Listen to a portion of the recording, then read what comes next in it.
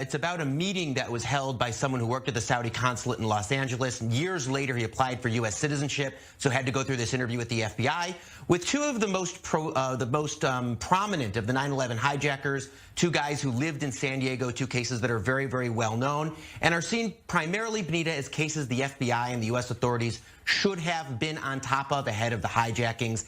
At any rate, there are meetings that this person held with them at a restaurant in San Diego, discusses those two hijackers' relationships with someone at the Saudi consulate. But again, no real smoking gun of the Saudi government's involvement. Joe Biden releasing or asking the FBI to release this document after years of demands by the victims' families. You can certainly understand why they have demanded it, and you can understand in that sense why the U.S. government is releasing it. That said, in the background, Benita, you can't escape the feeling of whether this is being done by the Biden administration, at least to some degree for political reasons because of their attitude towards the Saudi government. We've seen what Joe Biden had to say early on in his presidency about the killing of Jamal Khashoggi in Istanbul, again releasing documents related to that, and again in some sense pointing the finger at Crown Prince Mohammed bin Salman. And in the Saudi perspective, again, I think it escapes the fact that this is a different Saudi Arabia than the Saudi Arabia of 20 years ago, a Saudi Arabia that has very, very much moved away from supporting this kind of view of Islam, moved away from supporting, even indirectly, acts of terrorism of this sort. And you just can't escape the feeling how much better it would be for all sides if all of the information were out there, if this Saudi government were to recognize what the previous Saudi government may have done or may have not done in relation not only to the specifics of the 9/11 attacks, but to the broader issue of extreme Islam, and enable all of the sides to move forward. I think everybody deserves better. Give us a sense of the time frames involved here in terms of the information being revealed. As you say, families have waited 20 years for more clarity on exactly what did happen in terms of the work behind the attacks. Talk to us about how long they will have to wait down the line. Well, look, first of all, Joe Biden has said that over the next 6 months, he wants as many of these documents to be declassified and released as possible. So this, Benita, if that's the case, is the first of many documents that are going to be released in the next 6 months. The wider issue of the Saudi government's involvement in 9/11, of course, has been on the table since the day after the attacks themselves, certainly very prominent in the opening weeks in American media in the opening months. It has certainly been checked. The 9/11 Commission looked into this as best it could, did not find any direct evidence of Saudi government involvement or involvement by senior Saudi officials in the attacks. So it's not as if this hasn't been looked into, both by the media, by the 9/11 Commission, and by law enforcement authorities. The question is, is there information that's not out there for the public, either because the U.S. government is not putting it out there or because the Saudi government isn't putting it out there? It seems to me that both sides would be better off putting all this information out there, particularly since, Benita, I think everybody has to realize that for all of its flaws, and there may be many flaws, this Saudi government is not the one of 2001. It doesn't have the same attitude towards Wahhabi Islam. Exclusive. New FBI documents link Saudi spy in California to 9/11 attacks. Soon after the 9/11 attacks 2 decades ago, the FBI quietly launched an investigation into a seemingly obscure Saudi Arabian government bureaucrat in Southern California. The man claimed to be nothing more than a Saudi aviation official who innocently happened to befriend 2 Islamic jihadists in the months before they carried out the 9/11 attacks. That story now appears to be false. The alleged aviation official, now really a Saudi spy, who reportedly directly to a Saudi prince who happened to be the kingdom's influential ambassador in Washington and a close friend of former President George W. Bush and other top U.S. government officials. The FBI concluded 5 years ago that there was a 50-50 chance that this Saudi spy knew ahead of time that 2 Islamists he befriended were about to join the plot to hijack American airliners and crash them into buildings in what turned out to be America's deadliest terrorist attack. But the FBI refused to go public with its findings until now. The story of the spy and the ambassador prince emerged in recent days as the centerpiece of a startling series of revelations in a newly declassified FBI report that could shed light on a perplexing mystery that has long shadowed the 9/11 investigation. That report will be linked to the bottom of the description. Questions. Did Saudi government official play a role in America's deadliest terrorist attack? If so, what sort of role? And who else was involved? While heavily redacted, the report offers the most direct link yet between the Saudi government, its secretive royal family, and the team of 19 operatives of Osama bin Laden's al-Qaeda terrorist network who hijacked 4 jetliners on the morning of September 11, 2001. The terrorists crashed 2 jetliners into New York's World Trade Center, another into the Pentagon in Northern Virginia, and one which crashed into a farm field in Pennsylvania. A 510-page secret FBI report written in 2017 and declassified last week without any fanfare by the FBI or Justice Department concludes that the California-based Saudi spy Omar al-Bayoumi not only helped several 9/11 hijackers to find housing in San Diego, but that there was a 50-50 chance he had advanced knowledge of their deadly plans. For years, top FBI leaders and Justice Department officials kept this potentially explosive information secret, refusing to tell congressional investigators, the 9/11 Commission, and the more than 10,000 American citizens who had signed on to a massive federal lawsuit that seeks to find Saudi officials linking to 9/11. The findings in the FBI report are coming to light just as the Biden administration is reportedly reaching out to several oil-producing nations, including Saudi Arabia, to increase production and help curtail rising gas prices across the United States. Whether the FBI's report will impact negotiations with Saudi oil officials remains to be seen, but I'm pretty sure it will. But for decades, critics have pointed to Saudi Arabia's oil reserves and their importance to the economies of many Western nations as a reason the U.S. has not pushed harder for more information on alleged Saudi links to 9/11 and other Islamist-based terrorist attacks. Before the 9/11 attacks, the FBI report says Omar al-Bayoumi was on the payroll of Saudi Prince Bandar bin Sultan Al Saud, the kingdom's influential U.S. ambassador who was so close to the Bush administration and visited the White House so often he was nicknamed Bandar Bush. The FBI concluded that al-Bayoumi regularly passed intelligence findings to Bandar, but the report does not say whether al-Bayoumi told Bandar that he had met with 2 members of Osama bin Laden's al-Qaeda terror network who had flown to California in early 2000. Those 2 men were Khalid al-Mihdhar and Nawaf al-Hazmi. Al-Bayoumi helped the 2 find an apartment in San Diego. He also introduced them to several members of a Saudi-financed mosque in Los Angeles, headed by Fahad al-Thumairy, the King Fahd Mosque.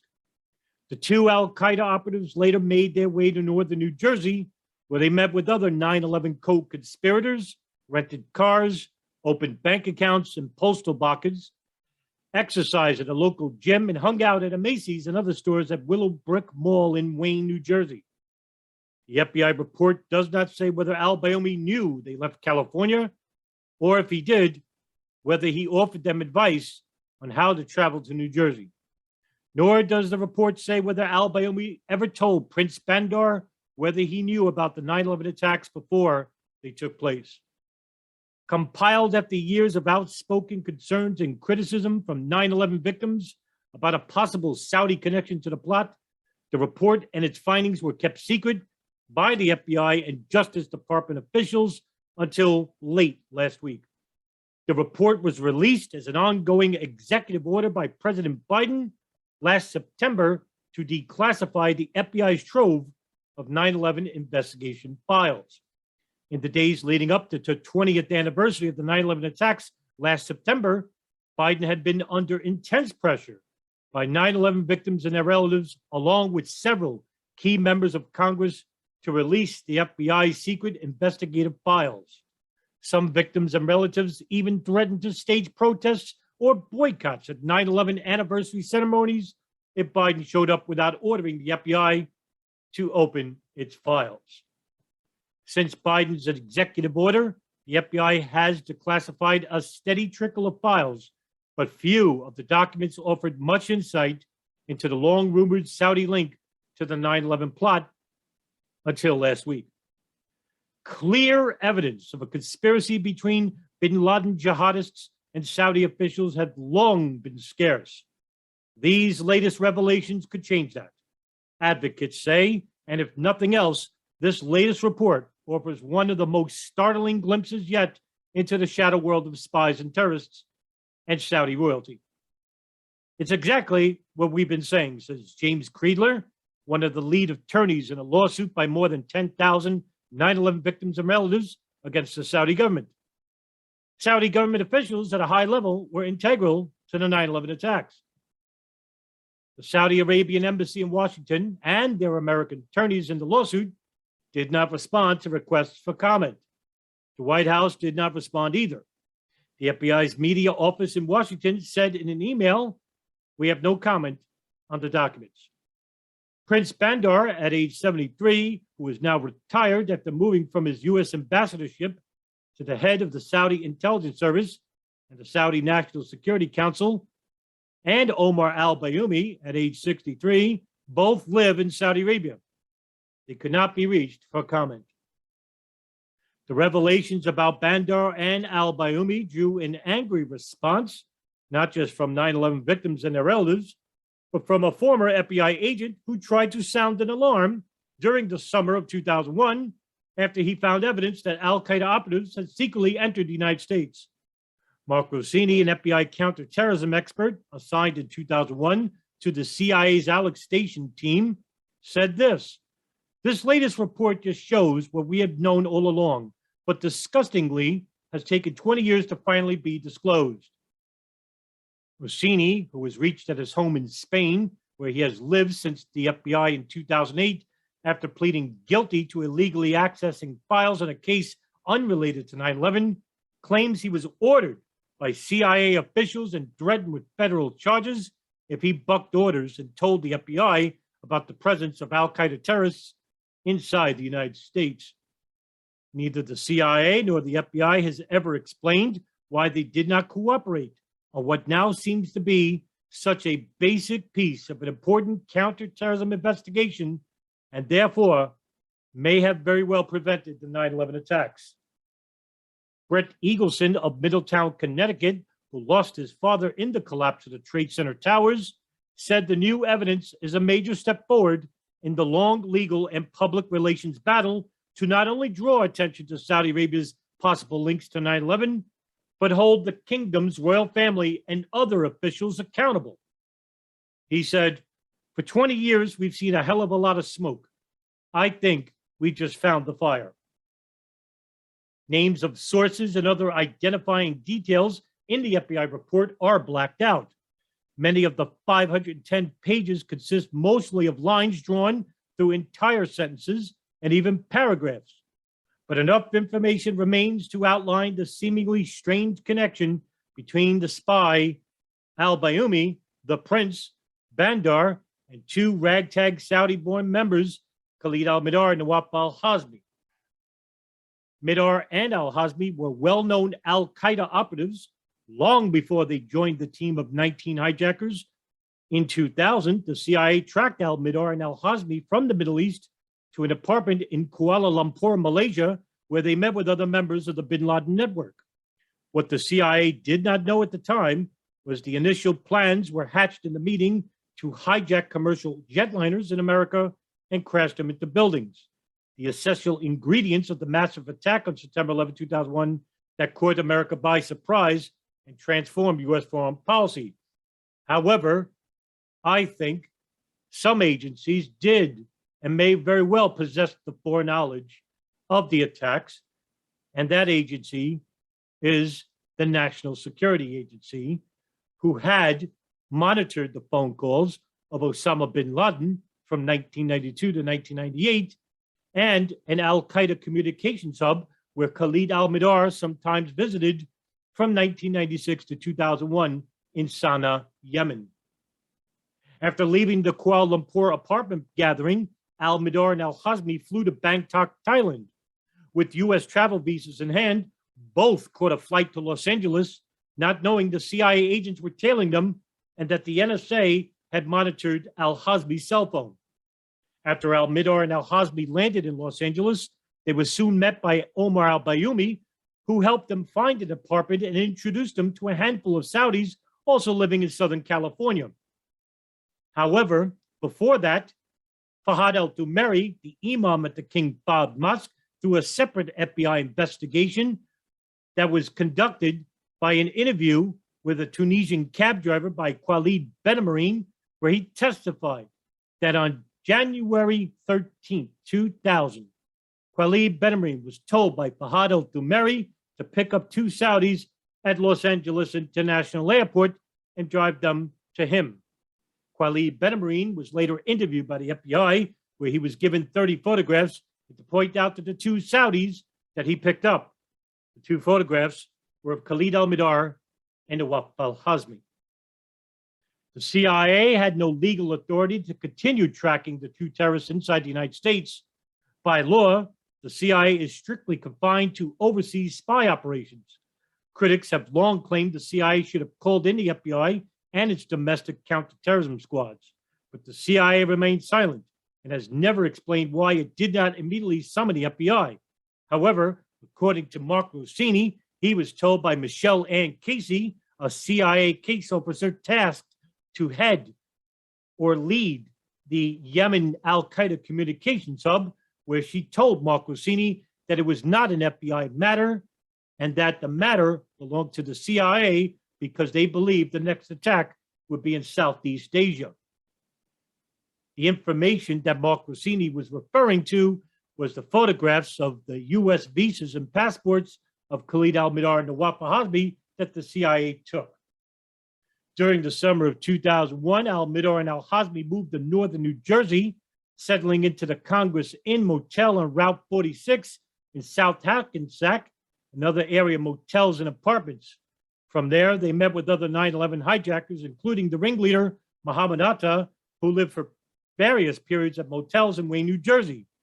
However, before that, both men had rented a room from an FBI informant who went by the codename Stan, whose real name was Abdus Sheikh. Abdus Sheikh never reported the two men to Stephen O'Brien, an FBI special agent tasked to the San Diego field office, who only knew them by their first names, Khalid and Nawaf. And a few weeks before the 9/11 attacks, the CIA finally told the FBI that al-Qaeda operatives were on the loose inside America. They withheld this information for 16 months. By then, it was too late to stop them. However, al-Mihdhar and al-Hazmi had disappeared with other members of the 9/11 plot. After the attacks, FBI investigators focused attention on Omar al-Bayoumi and other Saudis living in Southern California, but none were ever arrested. Al-Bayoumi left the United States and returned to Saudi Arabia not long after the 9/11 attacks. While in America, he was described in the FBI report as a co-optee of the Saudi General Intelligence Presidency, who was paid an undisclosed monthly stipend by Prince Bandar. The FBI report, however, does not say whether al-Bayoumi ever spoke directly with Prince Bandar or communicated by email. But the report also offers the glimpse on Bayoumi's role as a spy with his connection to Prince Bandar. Inside the report, quote, the information al-Bayoumi obtained on persons of interest in the Saudi community in Los Angeles and San Diego and other issues, which met certain GIP intelligence requirements, would be forwarded to Bandar. Bandar would then inform GIP of items of interest to the GIP for further investigation, vetting, or follow-up, end quote. The 9/11 Commission investigated Omar al-Bayoumi's links to al-Mihdhar and al-Hazmi before releasing its best-selling report in 2004, but neither Saudi officials nor the FBI and the CIA ever spelled out to Commission investigators the extent of al-Bayoumi's work as a spy or his connection to Prince Bandar. Reached this week, the Commission's chairman, Thomas Keane, the former New Jersey governor, said his investigators never learned that al-Bayoumi was a spy. He went on to say in a telephone interview, if that's true, I'd be upset by it. The FBI said it wasn't withholding anything, and we believe them.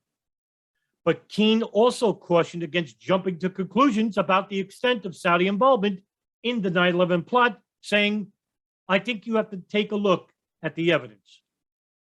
The FBI report also does not explain why or when it formally concluded that al-Bayoumi was, in fact, a spy.